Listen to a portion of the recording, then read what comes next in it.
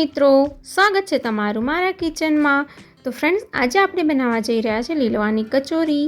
તો એની માટે મેં અહીંયા આગળ 1 કપ ઘઉંનો લોટ અને 1 કપ અહીંયા આગળ મેં લઈ લીધું છે મેદો। હવે આ બધી વસ્તુને અહીંયા આગળ આપણે અજમો નાખી દઈશું 1 ચમચી, 1 ચમચી મીઠું નાખીશું અને અહીંયા આગળ તેલ નાખીશું। તેલ જે છે એ થોડું વધારે પડતું નાખવાનું છે।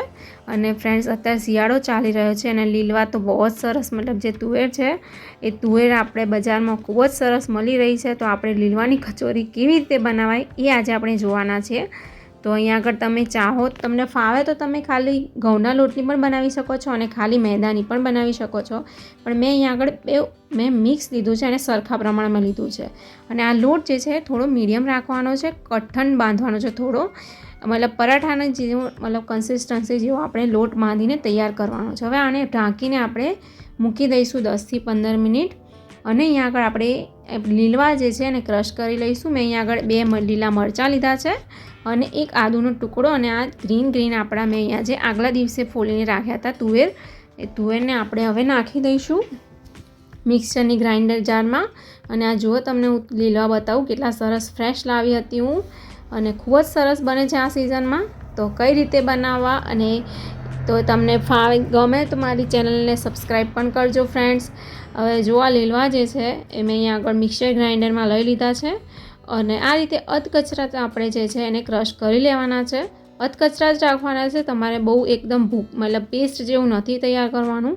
હવે અહીંયા આગળ હું આ જે લીલવા આપણે મસાલો તૈયાર કરેલો છે લીલવાને ક્રશ કરીને, એને હું બાઉલમાં કાઢી દઉં છું થોડો।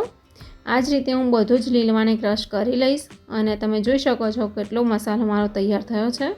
હવે આપણે પેન લઈશું, પેનની અંદર આપણે 2 થી 3 ચમચી તેલ લઈ લઈશું। એની અંદર આપણે નાખી દઈશું જીરું, તો તમે જોઈ શકો છો થોડુંક 1 ચમચી જેટલું મેં જીરું લીધું છે। તલ આગળ પડતા નાખવાના છે, મેં અહીંયા આગળ 2 મોટી ચમચી જેટલા તલ લીધા છે।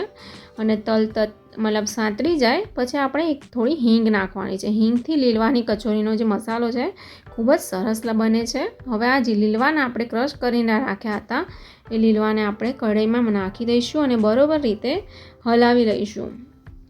અને હલાવી લેવાનું છે ફ્રેન્ડ્સ સરસ રીતે, અને ઢાંકીને 5 થી 7 મિનિટ સુધી રહેવા દેવાનું છે।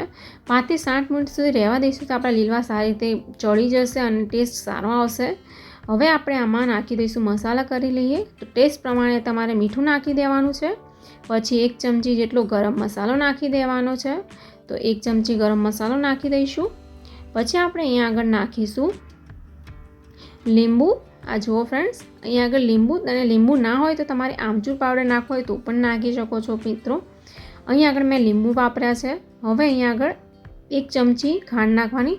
તમને ગળ્યું વધારે ભાવતું હોય તો તમે 1 થી 2 કે 3 ચમચી પણ તમે ખાંડ નાખી શકો છો। હવે આ મિશ્રણને ઠંડુ કરવા હું નીચે મૂકી દઉં છું, એક ડીશમાં પાથરી લીધું છે અને આ પંથરાઈ ગયું છે બરાબર, થોડું ઠંડુ પણ થઈ ગયું છે, એટલે હવે આને બોલ્સ તૈયાર કરી લઈશ। આ લીલવાના તમે જુઓ ફ્રેન્ડ્સ, મેં બોલ્સ તૈયાર કરી લીધા છે। અને આ લોટ જે હતો, લોટને આપણે જુઓ એકદમ મીડિયમ સાઇઝની પૂરીની વણી લેવાની છે। હવે કચોરી કઈ રીતે બનાવી એ તમે જુઓ મિત્રો।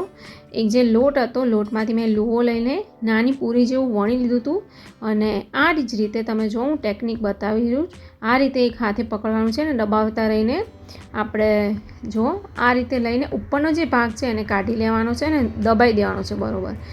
અને દબાવવો ખૂબ જરૂરી છે ફ્રેન્ડ્સ, તમે નહીં દબાવો તો નીકળી જશે લીલવાની આપણી જે કચોરી છે। અને બરાબર રીતે ગોળથી આજુબાજુ રહીને આ રીતે તમારે ગોળ કરી લેવાની છે। તો આ તમે જોઈ શકો છો કચોરી તૈયાર છે। મેં આ રીતે 5 થી 7 કચોરી બનાવીને તૈયાર કરી લીધી। હવે તેલ ગરમ થઈ ગયું છે, હવે મીડિયમ તેલ ગરમ રાખવાનું છે, બહુ તેલ ગરમ નથી રાખવાનું। અને હવે આપણે જે કચોરી જે છે એ કચોરીને તળી લઈએ। અને આ જે તળવાની છે એ તમારે મીડિયમ ફ્લેમ પર જ ગેસ જે છે મીડિયમ રાખીને જ તમારે તળવાની છે આ કચોરીને, તો જ ક્રિસ્પી અને સરસ બનશે। તો તમે જુઓ ફ્રેન્ડ્સ, આ ગોલ્ડન બ્રાઉનની ધીમે ધીમે થવા માંડી છે અને થોડી પિંકિશ પડતી થઈ જાય ત્યાં સુધી આપણે તળી લેવાની છે।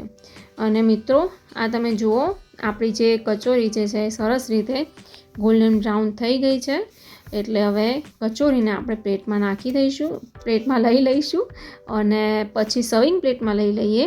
તો તમે જુઓ કચોરી સરસ બનીને તૈયાર થઈ ગઈ છે। હવે આપણે સર્વિંગ પ્લેટમાં લઈ લઈશું અને આ સરસ મજાની લીલવાની કચોરી બનીને તૈયાર છે. આ શિયાળામાં લીલવાની કચોરી ખાઓ અને મજા માણો શિયાળાની. તો ચલો ફ્રેન્ડ્સ, આપણે મળીશું આગલા કુકિંગ વ્લોગમાં.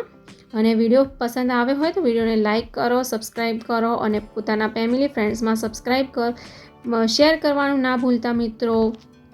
ચલો મિત્રો, બાય બાય, રાધે રાધે, હર હર મહાદેવ.